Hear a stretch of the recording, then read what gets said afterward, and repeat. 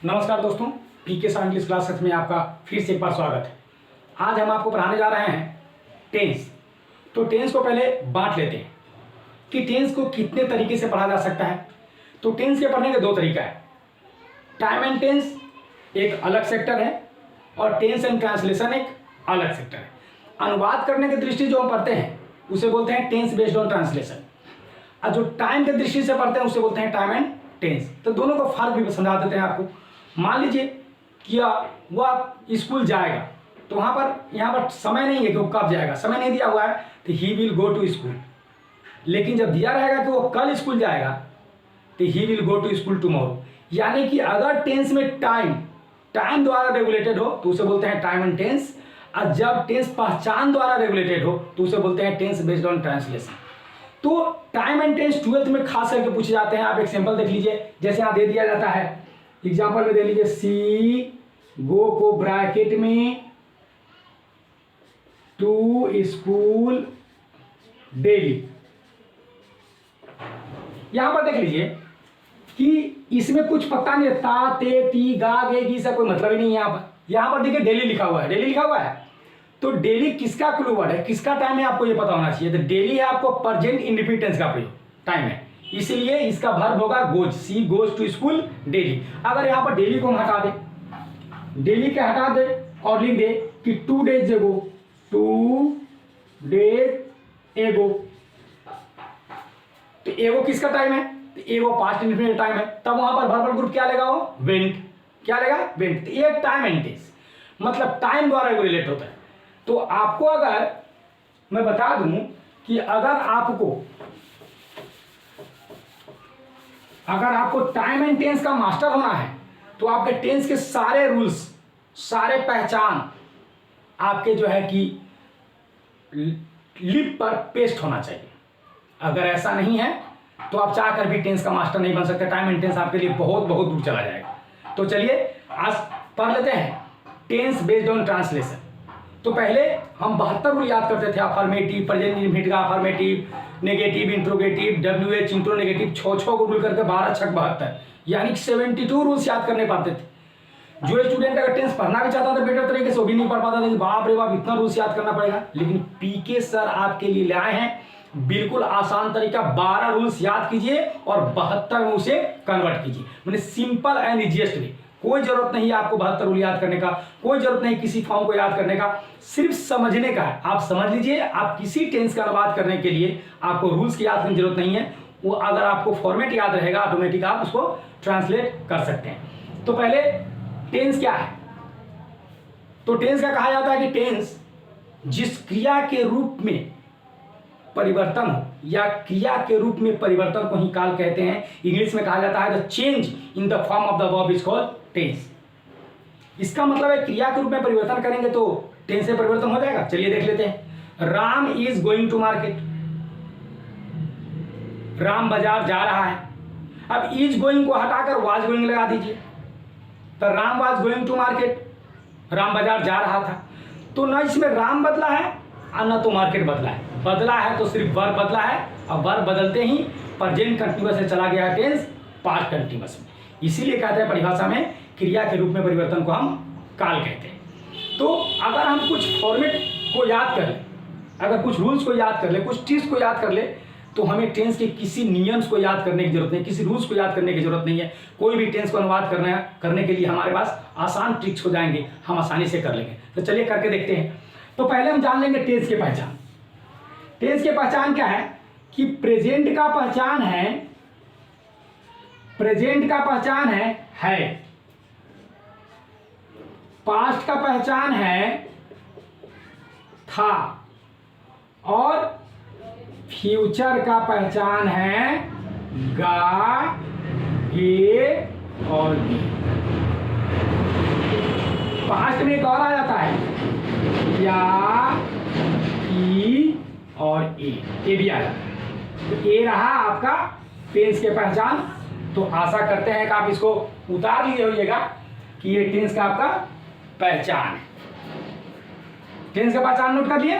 तो अब आइए हम अब लिखते हैं कि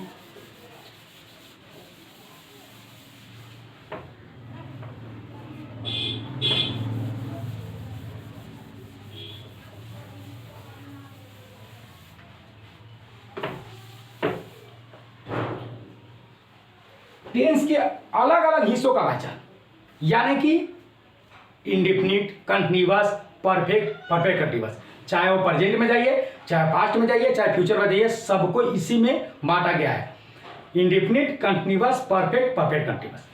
तो पहले आते हैं इंडेफिनिट का।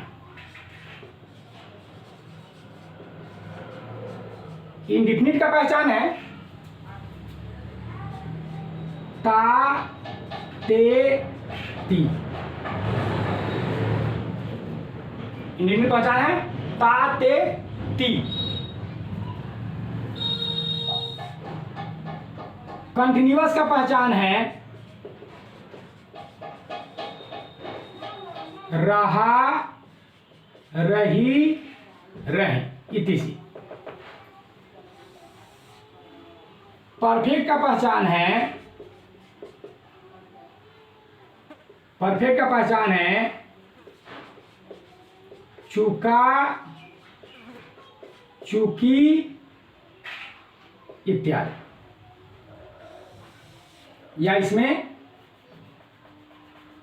या ई भी ले लेते हैं, या ई।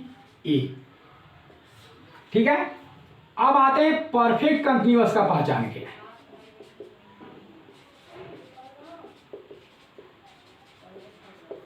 परफेक्ट कंटिन्यूअस का पहचान क्या है? तो परफेक्ट कंटिन्यूअस का पहचान है समय प्लस रहा, रही और रहे। एक बार आप ध्यान से अब इसको समझ लीजिए। अपवाद एक्सेप्शन भी कुछ लिखाएंगे, एक्सेप्शन भी इसमें है। तो किसी भी इंडेफिनिट टेंस का आप समझना बड़ा आसान है, सिर्फ फ्यूचर को छोड़ के। फ्यूचर के इंडेफिनिट में गा गई लगा रहता है, वो आपको पता ही है।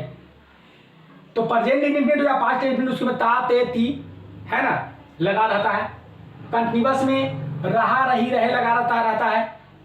परफेक्ट में चाहे प्रेजेंट परफेक्ट हो, चाहे पास्ट परफेक्ट हो, या फ्यूचर परफेक्ट हो, चुका, चुकी, चुके, या ई लगा रहता है। अगर या ई है रहेगा तो समझिए ये प्रेजेंट परफेक्ट में है। परफेक्ट कंटिन्यूअस में समय के साथ रहा, रही लगा रहता है, चाहे कोई परफेक्ट कंटिन्यूअस रहे, प्रेजेंट परफेक्ट कंटिन्यूअस रहे, पास्ट परफेक्ट कंटिन्यूअस रहे, या फ्यूचर परफेक्ट कंटिन्यूअस रहे, उसमें आपको रहा, रही के साथ जो है कि आपको समय लगा रहता है। तो ये रहा आपका मेन। अब एक्सेप्शन अपवाद में सुन लीजिए, अपवाद भी जानना आपके लिए बहुत जरूरी है। पास्ट इंडेफिनिट में या ई, पास्ट इंडेफिनिट में मैं लिख दूं, या सिंपल पास्ट भी कहते हैं आप, या ई और ए इत्यादि भी रहता है। अब आते हैं, अगर या ई के बाद है लग गया तो चला जाएगा प्रेजेंट परफेक्ट में। दोनों में ही अंतर है। अगर या ई के बाद था भी लगा रहा है तो भी पास्ट इंडेफिनिट बन जाएगा, लेकिन या ई के बाद अगर वो है ले लिया तो चला जाएगा प्रेजेंट परफेक्ट में। इसको दिमाग में आप अपने बैठाकर याद कर लीजिए। अब आते हैं फ्यूचर इंडेफिनिट का, जो है कि ऊपर वाले नियम से कोई मतलब नहीं है। फ्यूचर इंडेफिनिट बोलिए या आप सिंपल फ्यूचर बोलिए, उसका है गा, गे और गी। तो ये आपको जो है कि सभी टेंस का आपको पार्ट का नाम हो गया कि कोई भी इंडेफिनिट हो ता, ते, ती इंडेफिनिट कहा जाएगा। अगर किसी क्रिया के अंत में वाक्य क्रियाकर्म में रहा, रही, रहे हो तो उसे कंटिन्यूअस कहेंगे। किसी हिंदी वाक्य क्रियाकर्म में चुका, चुकी या ई के साथ अगर है लगा हो तो उसे परफेक्ट कहेंगे, और सिर्फ चुका, चुकी लगा हो तो वो डिसाइड करेगा था, थे, थी है। अगर मान लीजिए कि राम, आम का, चुका, था, चुका के बाद था लगा तो था बराबर पास्ट, चुका बराबर परफेक्ट, तो चला गया पास्ट परफेक्ट में।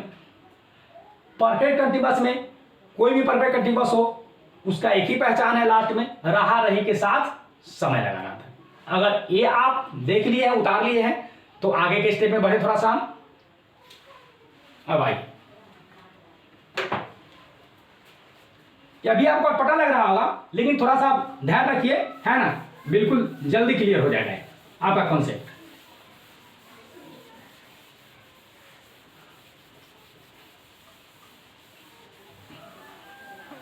अब कॉन्सेप्ट क्लियर करते हैं आपका। मान लीजिए कि आपने टेंस नहीं पढ़ा, एक सेंटेंस लिखते हैं, वह घर जा चुकेगा। देखिए गा बराबर फ्यूचर, चुका चुकी बराबर परफेक्ट, मतलब इसका वाक्य का अंग्रेजी अनुवाद होगा फ्यूचर परफेक्ट के नियम पर। उसी तरह मैं स्कूल जा रहा था बराबर पास्ट, रहा बराबर कंटिन्यूअस, यानी कि इसका निर्माण होगा पास्ट कंटिन्यूअस पर। इस तरह से ऊपर वाले ट्रिक्स से जैसे लास्ट में क्रिया से पूछेगा ऑटोमेटिक आपको टेंस का नाम बता दे। तो अब हम टेंस का संक्षिप्त नियम जान लेते हैं कि इसका नियम क्या है, रूल्स क्या है, क्योंकि रूल्स नहीं रहेगा तो फिर बनाएंगे कैसे।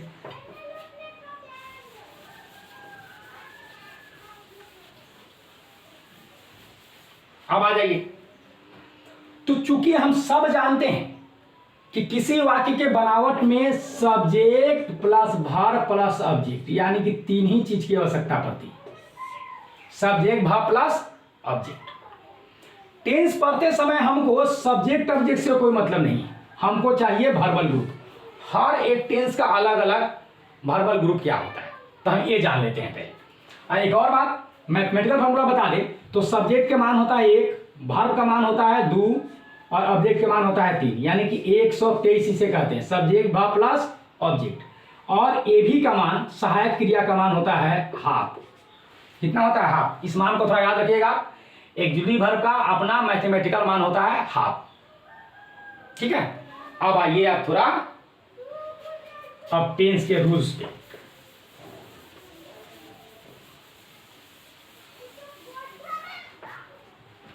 तो इसलिए हम सब्जेक्ट ऑब्जेक्ट नहीं लिखेंगे, हम सिर्फ हर टेंस का वर्बल ग्रुप लिखेंगे। जैसे यहां पर लेते हैं simple present, simple present tense. Verbal group क्या है उसका? वर्ब 1 या वर्ब 5। खत्म, आपको इतना ही देखना है। एग्जाम्पल बताऊं, देखिए। अगर मान लीजिए वह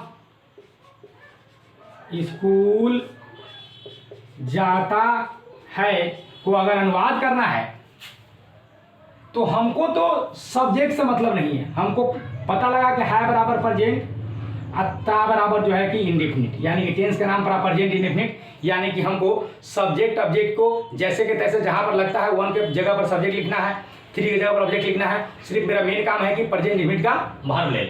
तो यहां पर देखिए, यहां पर सीधे आ जाएगा 1 की जगह पर ही आ गया। अब उसके बाद क्या हुआ कि भाई वर्ब 1 और वर्ब 5 में से कौन लेना है, तो याद रखिएगा कि वर्ब 1 हमेशा प्लूरल के साथ जाता है, प्लूरल सब्जेक्ट के साथ, और वर्ब 5 जाता है जो है कि सिंगुलर सब्जेक्ट के साथ। तो वर्ब इसमें कौन है? जाना, तो गो को सिंगुलर बना देंगे तो एस लग जाएगा, तो ही गोज हो जाएगा, ही गोज टू स्कूल बन गया। क्योंकि आपको सब्जेक्ट और ऑब्जेक्ट के बारे में टेंशन नहीं लेना है। टेंस का निर्णायक विधि होता है उसका वर्बल ग्रुप। वर्ब सही तो टेंस सही, अगर वर्ब गलत तो टेंस गलत। अब थोड़ा वर्ब पर हम डिस्कस कर लेते हैं कि बोलिएगा सर इसमें ईएस लगाकर बोल रहे हैं कि सिंगुलर हो गया। अब हम आपको बता भी दे रहे हैं कि ही सिंगुलर है तो वर्ब भी क्या है? सिंगुलर।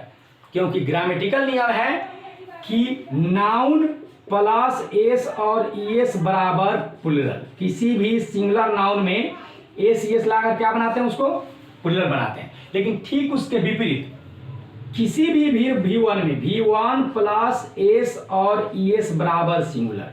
ये दिमाग में रख लीजिए कि किसी भी क्रिया वर्ब 1 के अंत में एस और ईएस जोड़कर उसको क्या बनाते हैं? सिंगुलर। इसीलिए मेरा सब्जेक्ट ही सिंगुलर था, तो वर्ब ये मेरा सिंगुलर है।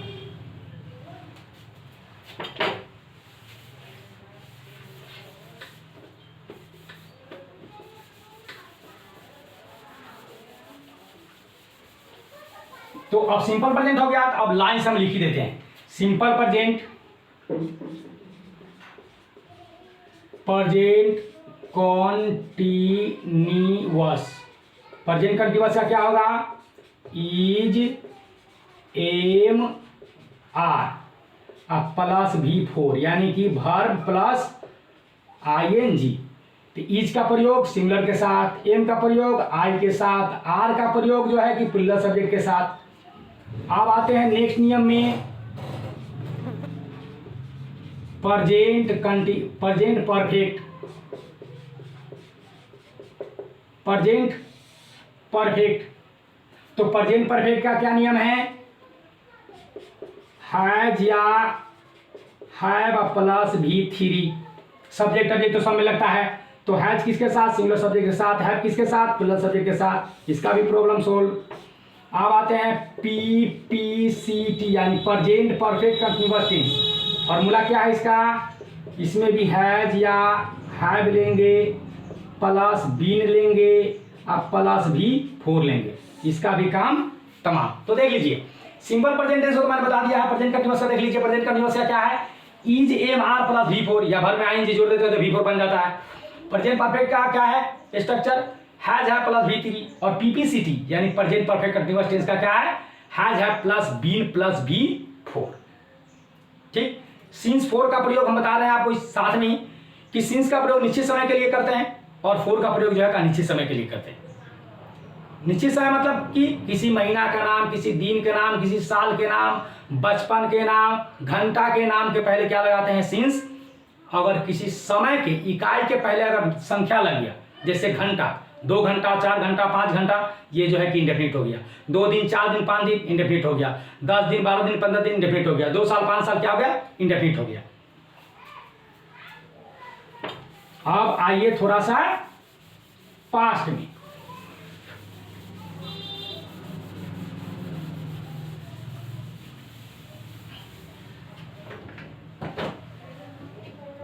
अब आ जाते हैं हम लोग पास्ट में। अब पास्ट में आते हैं। पास्ट इंडेफिनिट या सिंपल पास्ट भी कह सकते हैं। इसका है आपको सीधे वर्बल ग्रुप क्या है? V2। क्या है बोलो तो? V2। 2 number past continuous. Past continuous क्या है इसका स्ट्रक्चर? वाज या वेयर प्लस V4। वाज का प्रयोग सिंगुलर के साथ, वेयर का प्रयोग प्लूरल के साथ। अब 3 नंबर में क्या है? Past perfect. पास्ट परफेक्ट में आ जाइए तो क्या है इसका? Had plus V3। अब आ जाइए 4 नंबर में पास्ट परफेक्ट कंटिन्यूअस टेंस। क्या है इसका स्ट्रक्चर? तो लेते हैं had plus been plus V4। इसको नोट कर लीजिएगा। पास्ट इंडेफिनिट में V2 होता है वर्बल ग्रुप। पास्ट कंटिन्यूअस में वाज अवेयर। पास्ट परफेक्ट में had plus V3। Past perfect continuous में had plus been plus V3। Negative बनाने के लिए भी हम आपको फॉर्मूला बताएंगे। 2 नेगेटिव बनाई जो है कि अलग अलग है, प्रेजेंट इंडेफिनिट का और पास्ट इंडेफिनिट का, तो उसका भी डिस्कस कर लेते हैं हम लोग कि प्रेजेंट इंडेफिनिट का ए भी यानी सहायक क्रिया है डू डच। क्या है इसका? है डीड। नेगेटिव बनाने के लिए हम फॉर्मूला आपको बताएंगे, वो भी आपको ध्यान रखना है। तो इसका क्या है? डीड है। और प्रेजेंट इंडेफिनिट का क्या है? डू या डच। अब आगे थोड़ा इसके आगे फ्यूचर में थोड़ा चल देते हैं।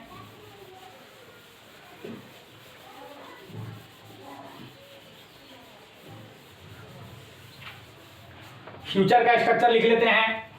फ्यूचर इंडेफिनिट या सिंपल फ्यूचर लिख लेते हैं। Simple future tense. Simple future tense क्या होता है? पहले लेंगे शैल या विल प्लस V1। शैल का प्रयोग सिर्फ आई और वी के साथ, विल का प्रयोग बाकी सब के साथ। उसके बाद फ्यूचर कंटिन्यूअस। फ्यूचर कंटिन्यूअस क्या है इसका रूल्स?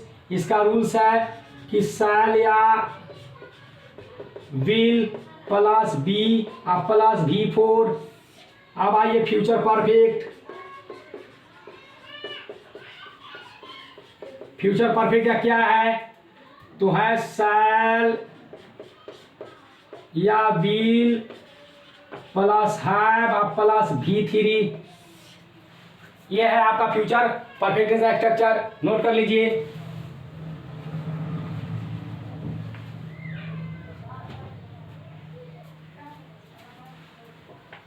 अब इसको हम आते हैं फ्यूचर परफेक्ट कंटीन्यूअस में।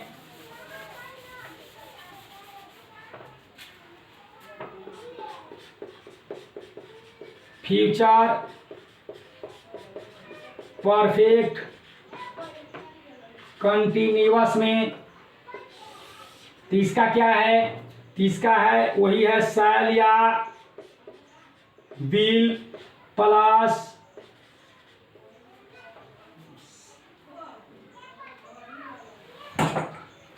शैल या will plus have plus been.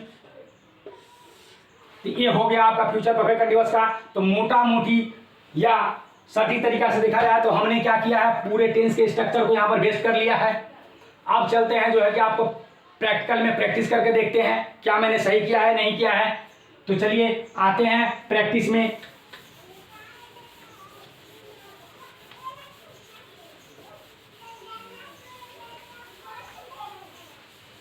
तो प्रैक्टिस में आ जाते हैं।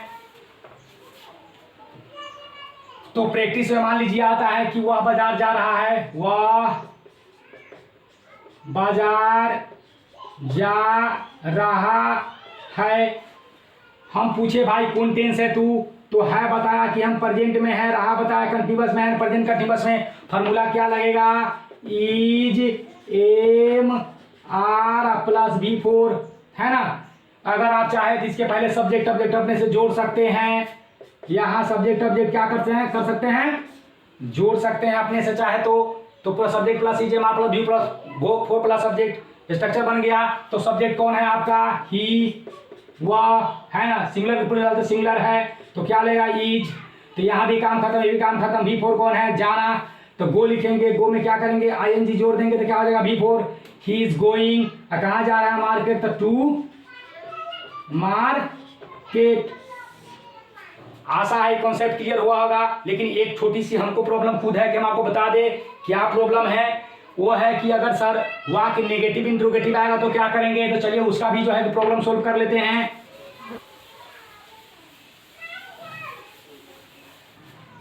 तो कहा गया है कि किसी वाक्य को नेगेटिव बनाने के लिए, सुन लीजिए एक बार गौर से, किसी वाक्य को नेगेटिव बनाने के लिए ज्यादा कुछ नहीं करना पड़ता है। फॉर्मूला है कि ए भी प्लस नॉट बराबर नेगेटिव, यानी कि आपको याद रखना है किसी भी अफर्मेटिव सेंटेंस के ए भी के बाद नॉट लगा देने से वाक्य किसमें बन जाता है, नेगेटिव में। यानी फॉर्मूला है 1 plus half plus not plus 2 plus 3। यानी कि पहले 1 मतलब सब्जेक्ट लेना है, उसके बाद क्या लेना है ए भी, उसके बाद क्या लेना है नॉट, उसके बाद क्या लेना है वर्ब, उसके बाद क्या लेना है ऑब्जेक्ट। तब जो वर्ब होगा टेंस को टेंस के ले लेंगे। मान लीजिए कि हम अफर्मेटिव रूल जानते हैं लेकिन नेगेटिव रूल नहीं जानते हैं, कैसे करेंगे नेगेटिव। कोई बहुत सिंपल तरीका है मेरे भाई, क्या करते हैं लिख लेते हैं, मान लीजिए कि सब्जेक्ट प्लस एक एग्जांपल ले लेते हैं, Ram is going to market, Ram is going to market. यहां पर देख लीजिए sentence, Ram is going to market. तो यहां पर देख लीजिए इसको नेगेटिव बनाना है, नेगेटिव बनाना है ना। तो क्या करेंगे, राम, ये क्या है इज है, ये भी यही है। इज के बाद क्या करेंगे, सॉरी इज के बाद क्या करेंगे, नॉट लगा देंगे, है ना। अब बाकी सब वैसे ही रहेगा, गोइंग टू मार्केट, जैसे चाहिए वैसा। किसी वाक्य को नेगेटिव बनाना है, प्रेजेंट परफेक्ट का नेगेटिव ओनली सुन लीजिए। नेगेटिव अफर्मेटिव क्या है, सब्जेक्ट प्लस हैज है plus V3 plus subject, subject है हैज है प्लस V3 प्लस सब्जेक्ट, तो हैज है के बाद नोट लगा देंगे, नेगेटिव बन जाएगा। फ्यूचर इंडेफिनिट देख लीजिए, subject plus shell will plus V1 plus subject, अगर शैल विल के बाद क्या करेंगे नोट लगा देंगे तो नेगेटिव बन जाएगा। Past perfect subject plus had plus V3 plus subject, past perfect का है subject plus had plus V3 plus subject, had के बाद नोट लगाएंगे क्या बन जाएगा, नेगेटिव बन जाएगा। तो नेगेटिव बनाना बिल्कुल आसान है, किसी भी वाक्य सेंटेंस के या किसी भी टेंस के सहायक क्रिया के बाद नोट लगा देने से वाक्य क्या बन जाता है, नेगेटिव बन जाता है। लेकिन आपके मन में सवाल आ रहा होगा कि सर प्रेजेंट इंडेफिनिट टेंस का अफर्मेटिव में तो कोई सहायक क्रिया है ये नहीं है, अफर्मेटिव में आना तो पास्ट इंडेफिनिट का। तो चलिए मैं आपको बता दे रहा हूं अभी, और इसी वक्त इसका प्रॉब्लम भी सोल्व कर देता हूं आपका। इसका प्रॉब्लम है कि पास्ट, पहले लिख देते हैं प्रेजेंट इंडेफिनिट का सहायक क्रिया क्या है, डू या डज। यानी कि डू किसके लिए, प्लूरल के लिए, डज किसके लिए, सिंगुलर के लिए। अब हो गया, बन जाएगा। अब आइए पास्ट इंडेफिनिट का, ये भी क्या है, पास्ट इंडेफिनिट क्या क्या है, पास्ट इंडेफिनिट का पास्ट इंडेफिनिट यानी सिंपल पास्ट। सिंपल पास्ट का क्या है, सिंपल पास्ट का है आपको क्या लेंगे, इसका है डिड। क्या है डिड, अगर डिड लिए तो डिड के बाद आने वाला, डिड के बाद आने वाला वर्ब हमेशा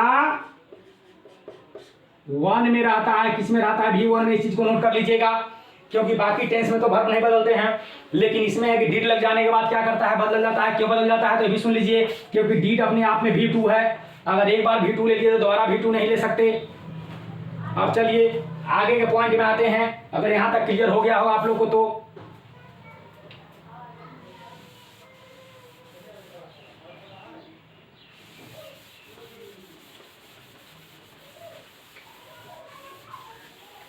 अब मैं आपको कंक्लूजन पर आ जाऊं। इतने सारे नियम लिखने के बाद, इतने सारे नियम लिखने के बाद मैं आपको बता दूं कि टेंस समझना बहुत आसान है, लेकिन उसको समझने के लिए आपको जो है कि थोड़ा सा सब्जेक्ट ऑब्जेक्ट पर ध्यान देना होगा कि सब्जेक्ट ऑब्जेक्ट समझ में आता है कि नहीं आता है।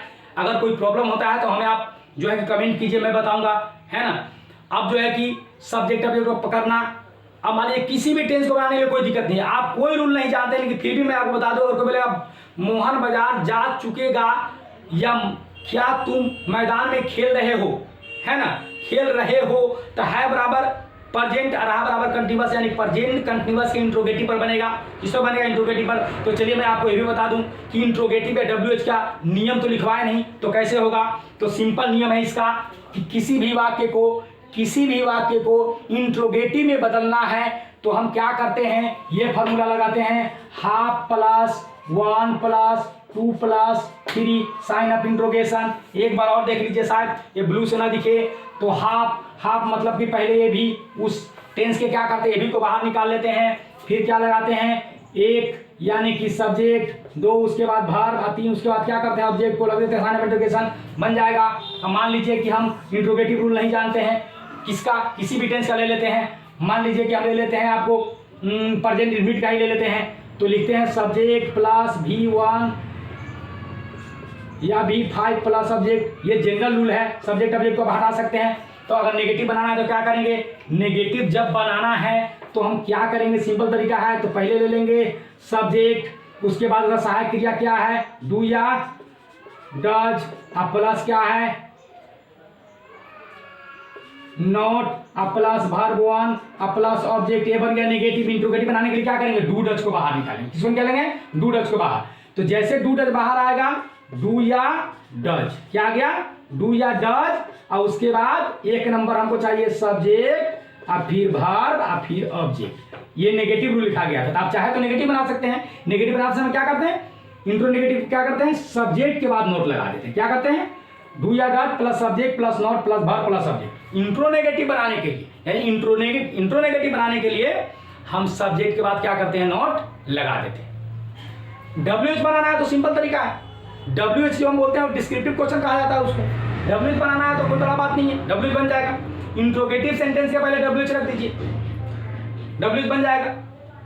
क्या तुम बाजार जा रहे हो, और तुम बाजार क्यों जा रहे हो, तो जो क्यों जा रहे हो, क्यों WH आ गया, इंट्रोगेटिव वर्ड आ गया, तो उसके जगह पर जो है कि वाई आ जाएगा। कहाँ है, तो पहले आ जाएगा वेयर, और उसके बाद जो इंट्रोगेटिव का रूल्स है वही रूल्स रहेगा, कोई बड़ा बात नहीं है। तो इस पूरे विधि को पढ़ने के बाद मैं आपसे एक सवाल करना चाहता हूं कि देखिए, क्या जरूरी है कि हम पूरे विधि को रटे, पूरी जिंदगी भर रटते रहें? क्या रट के बड़ा से बड़ा एग्जाम निकल पाता है?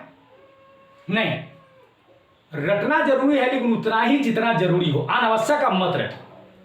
इस रूल्स को एक बार देखिए, अपना कॉन्सेप्ट लगाइए, अपना दिमाग लगाइए, अपना ब्रेन लगाइए, और इसको टेंस को अपने बस में कीजिए कि टेंस जो पहले लोग पढ़ाते थे मैं उसके अनुसार पढ़ने वाला नहीं हूं। आज मैं 2020 के अनुसार मैं टेंस को पढ़ूंगा, और टेंस को पढ़ने के लिए हमको ज्यादा तामझाम नहीं करना है, हमको सिर्फ 4 स्टेप हमको देख लेना है, टेंस खत्म हो जाएगा। आपको ट्रांसलेट करना है, आपको ट्रांसलेट करना है ना। मान लीजिए मैं बोल रहा हूं क्या, तुम क्या खा रहे हो, तुम क्या खा रहे हो, तो हो मतलब प्रेजेंट, और रहा मतलब कंटीन्यूअस, प्रेजेंट कंटीन्यूअस। क्या खा रहे हो मतलब सिंपल इंट्रोगेटिव है। अगर शुरू में क्या लगा हो तो सिंपल इंट्रोगेटिव, अगर बीच में क्या लगा हो तो WH आ जाता है, तो व्हाट ले लेते हैं पहले। तो इस चीज को आप मन में इलाबोरेट कीजिए। पहले की पद्धति को लेकर लाइफ में चलते रहना, पूरे चलते रहना उसी को लेकर, तो बर्डन हो जाएगा।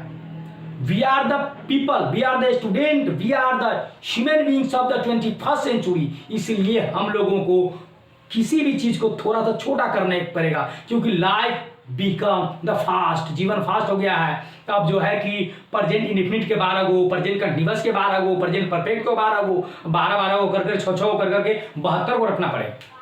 इसलिए अगर आपको इसमें भी नहीं समझ में आया है ना, तो इसका डिटेल्स में आपको जो है कि जस्ट इस वीडियो के बाद पीडीएफ में आपको रिकॉर्डिंग करके भेज दूंगा, वहां से भी आप समझ सकते हैं। तो अगर आपको ये वीडियो अच्छा लगा हो तो प्लीज लाइक, सब्सक्राइब, शेयर कीजिए, है ना। Thank you very much.